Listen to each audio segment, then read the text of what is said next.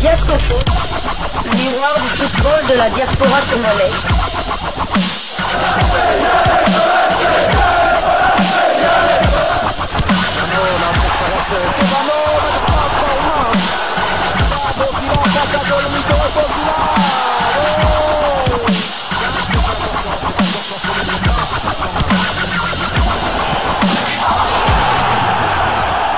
Diascofoot, le miroir du football de la diaspora congolaise. Vous êtes sur Diascofoot, le miroir du football de la diaspora congolaise. Diascofoot vous dit bonjour, tout le plaisir est pour nous de vous retrouver, mais surtout de savoir que vous êtes nombreux en train de suivre votre chaîne YouTube dédiée uniquement aux footballeurs de la diaspora congolaise. C'est l'heure de partager avec vous quelques news que nous avons pu récolter pour vous. Des news concernant un international congolais qui va voir ailleurs. Il va poursuivre sa carrière dans un autre continent. Et nous allons parler de Mercato donc. Dans le cadre de cette première livraison sportive de ce samedi 23 mars 2024.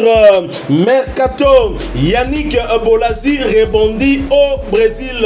Titre, un média français, sport.orange.fr. Je vais vous lire cet article qui nous donne justement des détails sur cette information concernant notre TGV national. Libre depuis son départ de Swansea en janvier dernier, l'attaquant international congolais Yannick Bolazi s'est engagé en faveur du CRI Isiuma Sport Clube, promu cette saison dans l'élite brésilienne. Après Dimitri Payet et Islam Slimani, au tour de Yannick Bolazi de poser ses valises au Brésil.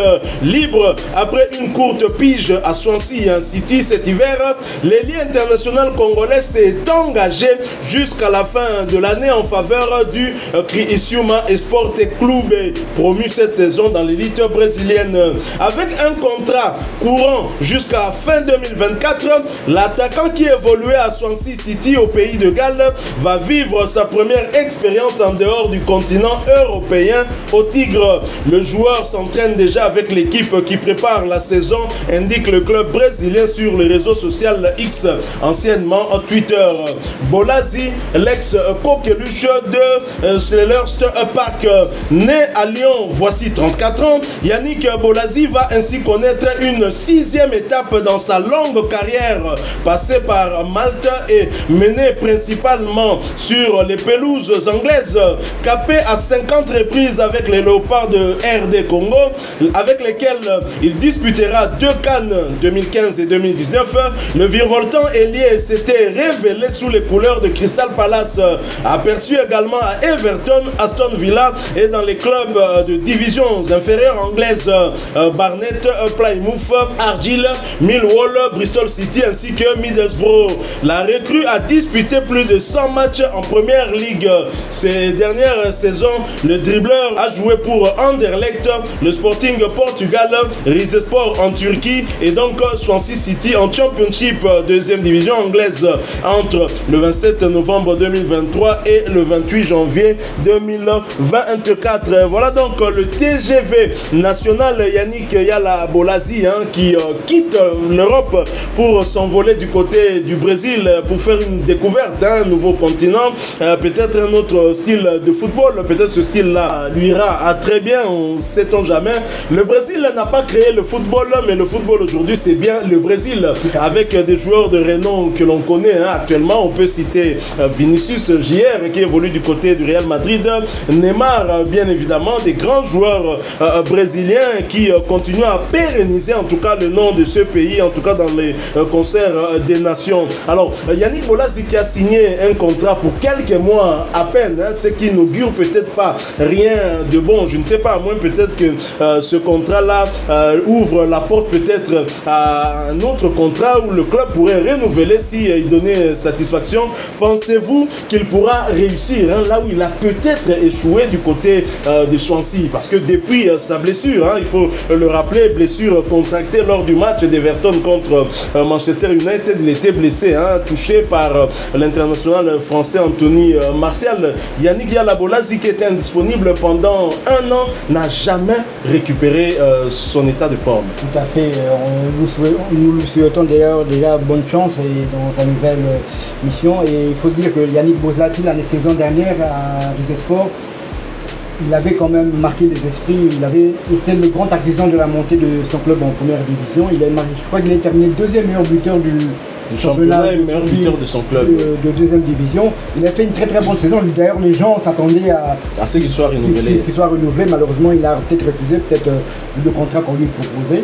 Après, peut-être ses prétentions salariales. Peut-être les espoirs n'étaient pas. Il est resté pendant plusieurs mois. Il n'a pas joué jusqu'à ce qu'il trouve un club. Lady à Swansea en deuxième division, en championship en deuxième division. Là, il n'a joué que 4 matchs. Et là, on voit maintenant qu'il s'envole vers le Brésil. Quoi de plus beau de un joueur élégant comme Yannick Bolasie terminé au pays du football. Oui, c'est vrai, les Anglais ont inventé le football. Mais moi, je dis les Anglais ont inventé les règles du football. Le football est né au Brésil. C'est le Brésil. On a comme l'impression que des Brésiliens naissent avec ça. Le Brésil, c'est Pelé, c'est Zico, c'est Socrates, c'est Rai, c'est Romario, Ronaldinho, Ronaldo, R9. Et c'est Neymar et tout ce qu'on voit là. Donc le Brésil, il y a plein de joueurs aussi qui vont terminer leur carrière là-bas au Brésil. On a vu récemment, il y a eu Suarez aussi, même s'il est parti rejoindre son ami Messi du côté de Miami. Il était au Brésil aussi. Vous avez parlé de l'ancien coéquipier de Chancel Mbemba à Marseille, Dimitri Payet, qui évolue du côté de Vasco de Gama, un club mythique du Brésil. Et là, Yannick Bolasie va terminer sa carrière. Il ne faut pas oublier non plus que Yannick Bolasie aura 35 ans cette saison. Et c'est rare de voir des joueurs de cette saison qu'on donne un contrat de plus d'1 an au vu leur âge et tout ça. Donc peut-être aussi il performe bien, on va lui prolonger peut-être une année, tout ça, mais la balle est dans son camp. Moi je pense que justement Yannick Yalabola, ce n'est pas son physique qui l'a attiré vers le Brésil, c'est beaucoup plus la technique, parce que comme vous venez si bien de le dire, que là-bas c'est la technique d'abord, les joueurs apprennent à jouer dans le sable et tout, dans les plages. Et Yannick Bolasie, il faut noter qu'il a joué au Sporting Lisbonne. Quand il a quitté Anderlecht, il est parti au Sporting de Lisbonne. Et le Sporting de Lisbonne, c'est justement au Portugal, un pays que les Brésiliens connaissent très bien. Peut-être que c'est là qu'on l'avait repéré par, je ne sais pas, les dirigeants de ces clubs-là, les supporters de ces clubs-là, ils connaissaient Yannick Yalabola. On ne connaît pas tout le contour de ce qui l'a conduit à aller jusqu'au Brésil. Peut-être que c'est son agent qui a travaillé sur son rôle de chercher des clubs aussi pour les joueurs. Mais au Brésil, là-bas, quand même, c'est rare de voir un Congolais aller jouer au Brésil. Nous avons des Congolais nés au Brésil qui viennent rejoindre la tanière, comme le jeune, comment il s'appelle, Metinho, voilà, qui a joué du côté de Fluminense, je pense, au Brésil, et qui maintenant est un de Léopard U21 du capitaine Noah Sadiki. Donc voilà, ça va être une première. On va voir comment ça va se passer. On va suivre nous devenons. Donc, je suis supporter de cette formation de Criciúma, voilà. Justement, en étant supporter de Criciúma, hier, ils ont perdu en demi-finale aller du championnat de Santa Catarina. Catarina, c'est la région dans laquelle évolue ce club-là. Vous savez, le Brésil est immense, donc il y a des championnats régionaux, tout ça. C'est un peu comme les États-Unis, plusieurs États. Voilà. Ils ont perdu en demi-finale aller 2 buts à 1 contre Barra, et je suppose que le match retour, Yannick Bolasie sera présent pour ce match, et pourquoi pas on met ce club-là en finale. D'autant qu'il s'entraîne déjà, on l'a rappelé, son équipe l'a dit sur son compte X, anciennement appelé Twitter. Alors Yannick Yalabola, un binational qui n'est pas né en Angleterre, il est plutôt né à Lyon et qui a fait le bonheur des Congolais. Yannick Yalabola qui était l'un des artisans, si pas le premier artisan en tout cas de notre 3e place en Guinée équatoriale lors de la CAN 2015. Je me souviens en tout cas de ce match contre le Congo-Brazzaville. C'est lui qui donnait le ton pour justement ce réveil des Léopards avec la réduction du score de Dieu merci Mbokani, meilleur buteur chez les Léopards. Yannick Yalabola a marqué des esprits et d'ailleurs c'est l'un de mes idoles en sélection nationale. Il y a Emeka Isangama Balé. J'ai vraiment beaucoup de joueurs que j'ai apprécié, que j'ai aimé dans cette sélection.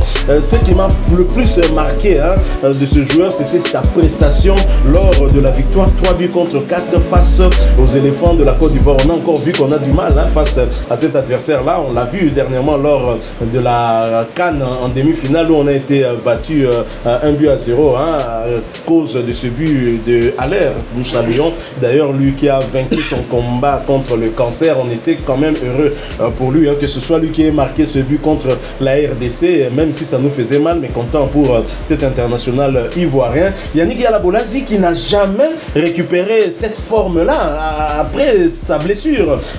Blessure au ligament croisé, je pense, mais je vois d'autres joueurs revenir à leur meilleur niveau. Mais qu'est-ce qui s'est passé? Yannick Yala-Bolazi, j'imagine que s'il ne s'était pas blessé, peut-être qu'on l'aurait sollicité dans un club peut-être de top 5 de l'Angleterre. Tout à fait, il avait tout pour réussir à Everton. Malheureusement, il y a eu cette malencontreuse blessure contre Martial, évidemment contre Manchester United, le joueur Anthony Martial. C'est pratiquement la même blessure qu'a eu Chabani Nonda contre Pierre Fonfon de Lens à l'époque. Et on a vu qu'après cette blessure, Chabani Nonda n'était plus le même. C'est vrai que tu peux revenir, mais des joueurs avec de l'explosivité comme Yannick Bolazi, c'est... Silas Katompa, peut-être aussi, hein, dans le même registre. Il a du mal aussi à retrouver son niveau d'antan. J'ai parlé de Yannick Bolazi, du fameux match d'Abidjan contre les éléphants de la Côte d'Ivoire. Moi, avec tout le respect que j'ai pour Ibenge, je me dis que dans le livre de réussite d'Ibenge en équipe nationale, Yannick Bolazi a écrit pratiquement tous les chapitres. Parce que s'il n'y avait pas Yannick Bolazi en forme ce jour-là, la RDC n'allait pas se qualifier pour la CAN et faire le parcours qu'elle a fait. C'était combien de passes décisives? 3 passes sur 4. À part le but de retourner de Kabananga, il a donné la première passe à Kebano. Ensuite, il a offert 2 offrandes à Bokila. Encore que sur l'action de Kabananga, il était là, c'était l'avant-dernière passe. Le pré-assist, c'est encore lui. Et le dernier but, c'est encore magnifique. Le dégagement de Zakwani et Bolazi qui se débrouille tout seul. Là, il prend de la défense de vitesse, il fait un centre. Le TGV congolais, à Bokila qui fait un crochet et puis il fait de l'extérieur. C'était magnifique. Je dis, voilà, comme je dis, sans ce grand Bolazi là, on ne se qualifie jamais. Et c'est Bolazi en sorte qui sonne l'alerte contre le Congo-Brazza. Souvenez-vous de son débordement là, et ça passe en retrait. Dieu merci Mbokani qui marque le but de 2-1 et à partir de là, les buts se sont enchaînés avec Bokila et comment il s'appelle le défenseur Kimwaki et encore Mbokani. Donc Yannick Bolazi, c'est vraiment quelqu'un qui a marqué quand même les esprits en équipe nationale. Pour moi aussi, vous avez dit, c'est un de mes coups de cœur aussi en équipe nationale. Il y a eu Emeka, il y a eu Poutou, il y a eu Mbokani, mais Bolazi, il a vraiment... Il mérite une statue pour tout ce qu'il a donné au football congolais, mais malheureusement, la fin, vu aussi les blessures, et les gens peut-être retiendront encore son pénalty raté en 2019 lors de la séance de tir au but face à Madagascar en 8e de finale. Mais sinon, Yannick Bolazi, on lui souhaite vraiment bonne chance et bonne fin de carrière là-bas au Brésil. On l'a rappelé, Yannick Bolazi qui a vu sa carrière ralentie à cause de cette blessure, qu'il avait éloigné des terrains durant 1 an, une saison en tout cas, l'équivalent d'une saison. Et Yannick Bolazi, dont on n'a pas encore réussi à remplacer. Hein. Jusque-là, on n'a pas trouvé un joueur de sa trempe.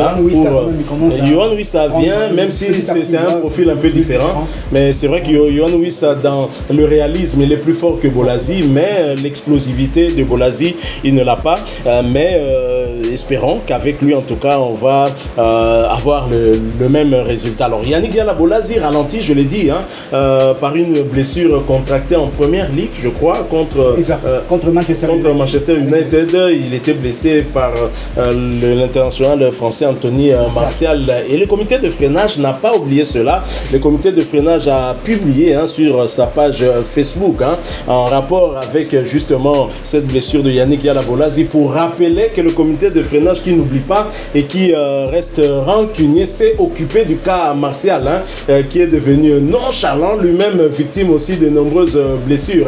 Aujourd'hui même au sein des Bleus, on le retrouve même plus. C'est un travail qui est fait par le comité de freinage, même si je ne partage pas en tout cas cette façon de faire, d'autant que Martial ne l'avait pas fait exprès. C'est dans le football, ça peut arriver.